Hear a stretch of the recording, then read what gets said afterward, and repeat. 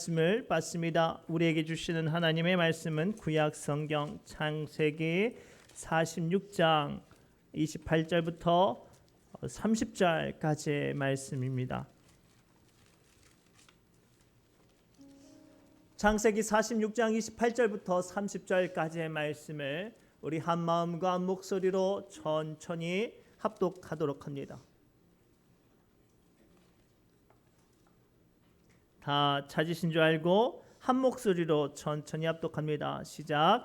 야곱이 유다를 요셉에게 미리 보내어 자기를 고센으로 인도하게 하고 다 고센 땅에 이르니 요셉이 그의 수레를 갖추고 고센으로 올라가서 그의 아버지 이스라엘을 맞으며 그에게 보이고 그의 목을 어긋 맞춰 안고 얼마 동안 울매 이스라엘이 요셉에게 이르되 내가 지금까지 살아있고 내가 내 얼굴을 보았으니 지금 죽어도 족하도다. 아멘. 이 시간 성가대 하나님께 영광의 찬양 올려드립니다. 말씀하신 내용 웹에서 검색해 드릴 수 있어요. 아래에 검색 칩을 탭하세요.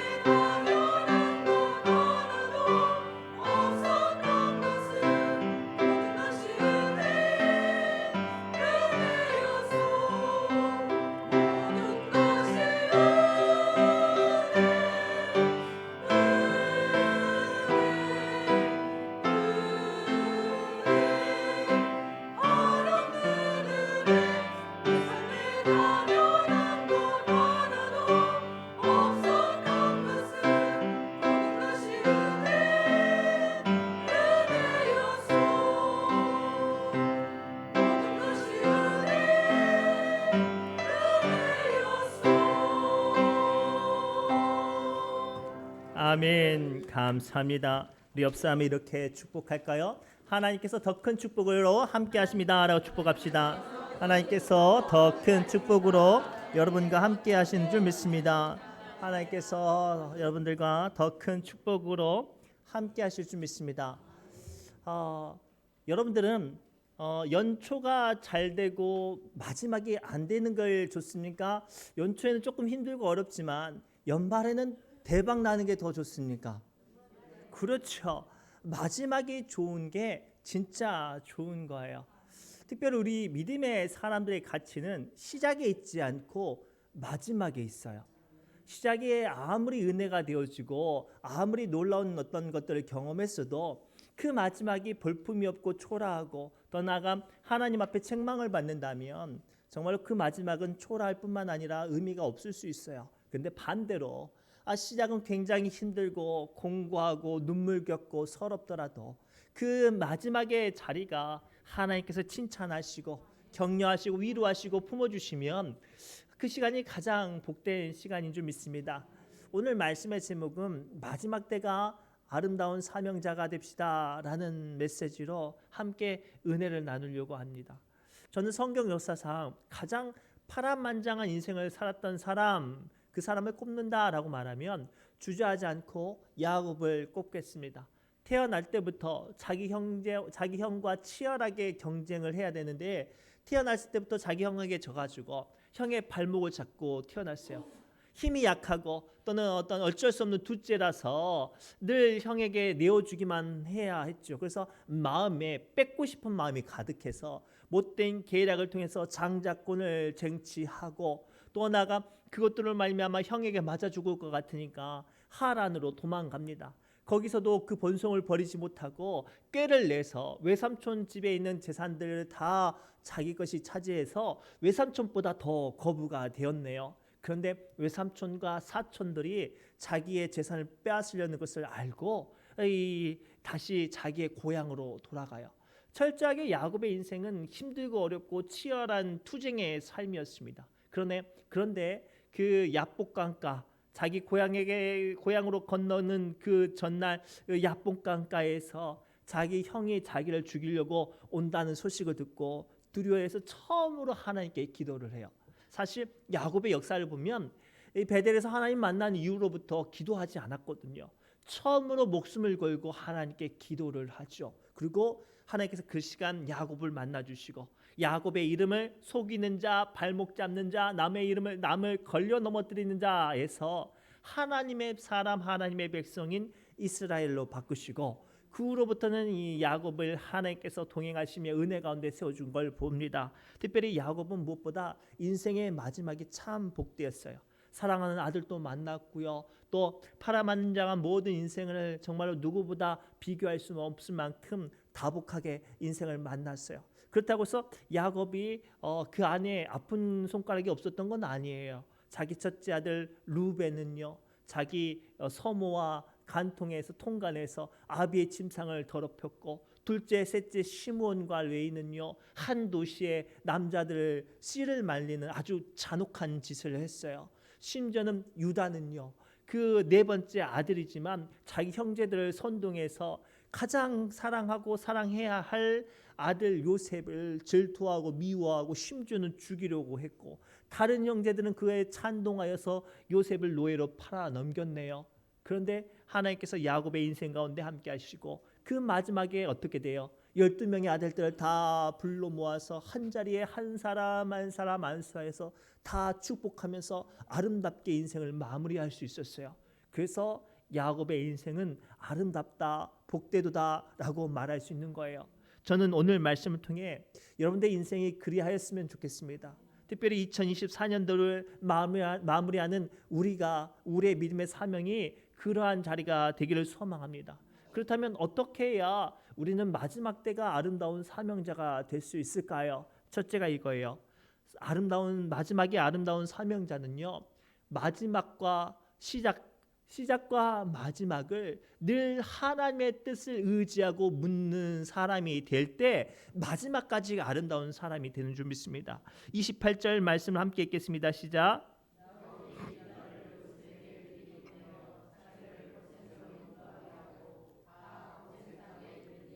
아멘. 오늘 말씀을 가만히 보면 야곱은 자기 아들 유다에게 가장 먼저 앞세우고 온 집안 식구들을 이끌고 애굽에 들어가고 있어요.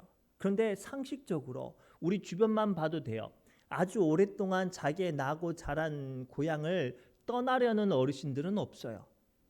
지금 동네에 어르신들 보면 누구 한 사람 자기 고향 떠나서 요양원에 제 발로 들어가려는 분은 없어요. 내가 죽어도 이 집에서 죽겠다고 생각하시는 분들이 더 많아요.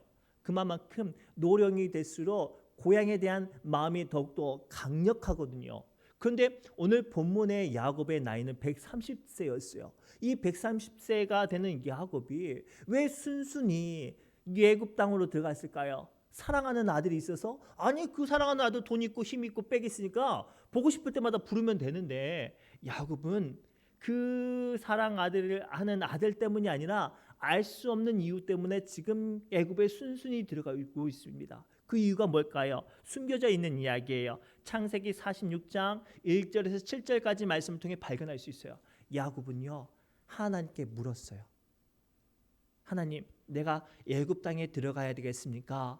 그때 하나님께서 애굽 땅에 들어가라라고 말씀하시니 야곱은 자기의 모든 욕심과 자기의 모든 어떤 아집들을 다 내려놓고 하나님의 말씀에 의지하여 그 애굽 땅에 들어갔고, 그로 말미암아 그의 마지막 또한 아름답게 인생이 마무리되었음을 봅니다. 우리 46장 1절부터 6절 말씀을 천천히 합독합니다. 시작. 이스라엘이 모든 소유를 이끌고 떠나 브엘세바에 이르러 그의 아버지 이삭 하나님께 희생 제사를 드리니 그 밤에 하나님이 이상 중에 이스라엘에게 나타나 이르시되 야곱아 야곱아 하시는지라. 야곱이 이르되 내가 여기 있나이다 하매 하나님이 이르시되 나는 하나님이라 내 아버지 하나님이니 애굽으로 내려가기를 두려워하지 말라. 내가 거기서 너로 큰 민족을 이루게 하리라. 내가 너와 함께 애굽으로 내려가겠고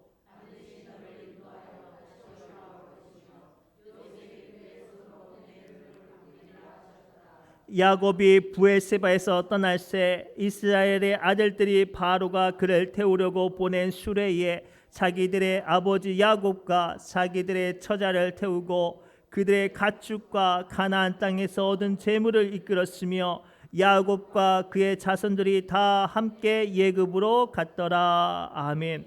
이 말씀 바로 이후에 7절에 어떻게 기록되어 있냐면 이와 같이 야곱이 누가요? 야곱이 그 아들들과 손자들과 딸들과 손녀들 곧 모든 가족을 데리고 애굽으로 갔더라. 아멘. 누가 데리고 간 거예요?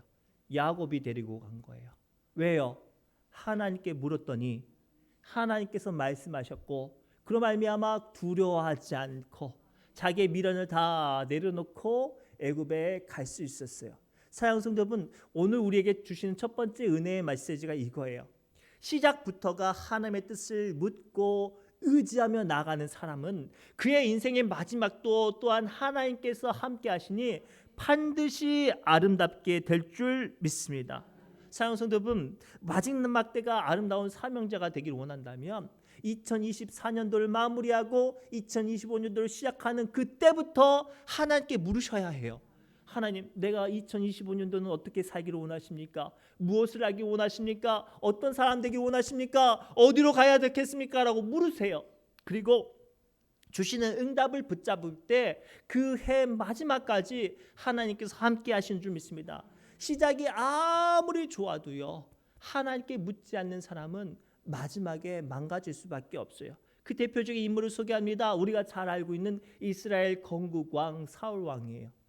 이스라엘이라는 나라를 왕정 국가로 세웠어요. 그의 시작은요, 얼마나 거룩한지 성령이 충만하여서 방언과 예언과 환상과 계시를 말했어요. 하나님이 주신 놀라운 권세로 블레셋 사람들과 싸울 때마다 이겼습니다. 그런데 중요한 건 사울 왕은 순간순간마다 하나님께 묻지 않았어요. 시작할 때마다 하나님께 묻지 않았단 말이에요. 그리고 그 사울 왕의 마지막을 기억하십니까? 마지막 그 죽음이 임박한 순간에도 하나님을 찾지 않고 무당을 찾아가서 무당에게 말을 하죠. 그래서 사울 왕의 마무리는 시작은 창대했으나 그 마무리는 너무나도 보잘것없고 초라했습니다. 고로 사랑하는 성도분, 지금부터 우리는 하나님께 물으셔야 해요. 여러분들의 생각과 감정과 경험이 먼저가 아니라 하나님, 내가 이러한 상황 가운데 어떻게 하시기를 원하십니까? 나를 어떻게 이끌어 가시기를 원하십니까? 나로 말미암아 하나님의 계획이 무엇인지를 알게 하십시오라고 시작부터 주님께 묻는다면 그 마지막 모든 걸음 또한 하나님께서 아름답게 지켜주실 줄 믿습니다. 두 번째로 마지막 때가 아름다운 사명자는요, 기도의 사람, 영적인 권세가 있는 사람인 줄 믿습니다. 우리 28절부터 30절 말씀 함께 읽겠습니다. 시작.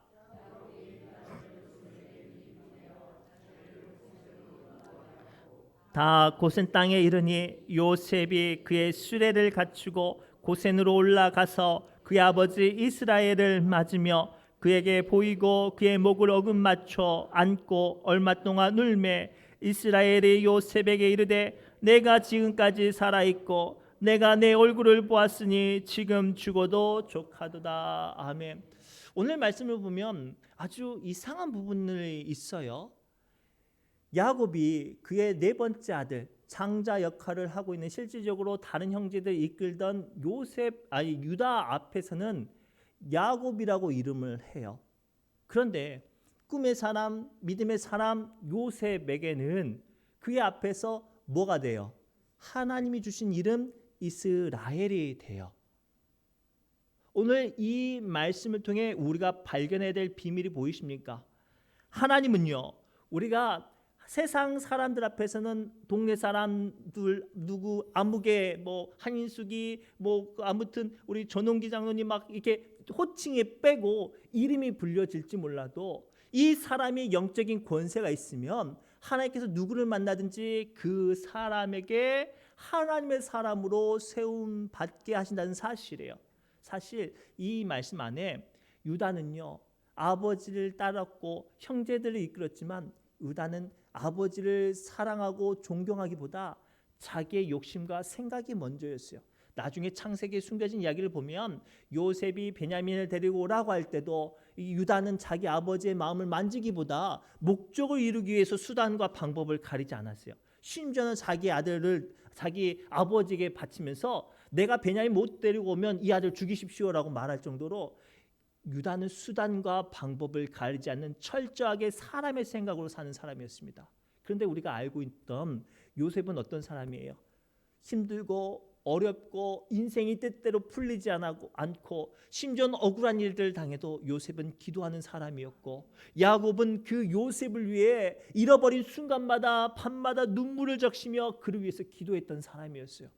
그리고 그 기도의 사람들이 만나는 순간 하나님께서는 야곱을 이스라엘로 세워주시고 요셉을 총리 앞으로 복받는 사람으로 세워주신 것을 보호할 때 인생의 마지막에 영광 가운데 아름답게 되려면 무엇이 필요하겠습니까?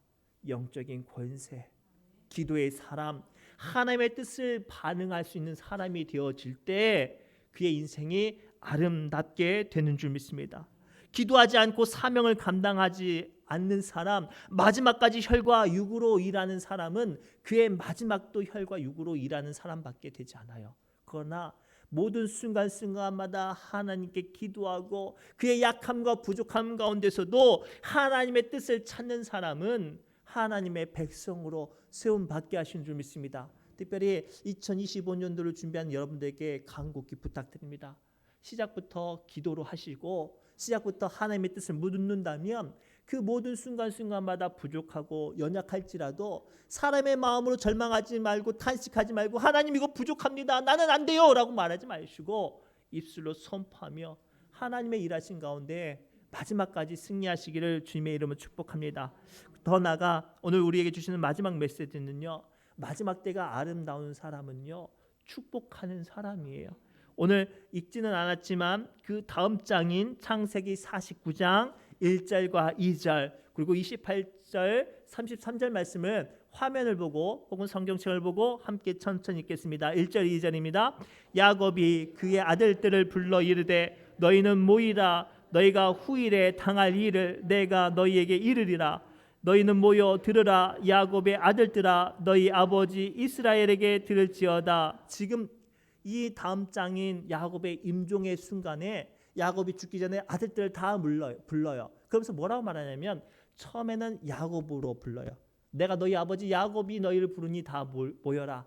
육신의 아버지로 불러요. 그러면서 뭐라고 말하냐면 내가 후일 당할 너희가 당할 일들을 말을 한다. 내가 너희의 후손들과 너희의 지파들에 대한 예언의 말씀을 한다라고 말하면서 그때부터는 야곱이 스스로 뭐라고 말을 해요? 나 이스라엘이라고 말을 합니다. 그리고 28절입니다. 시작.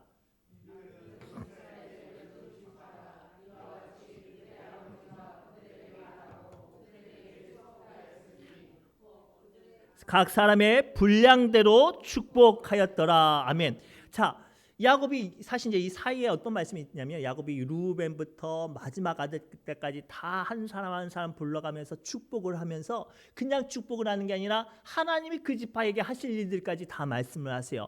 그리고 나서 28절에 이렇게 마무리가 돼요. 이들은 이스라엘의 12지파라.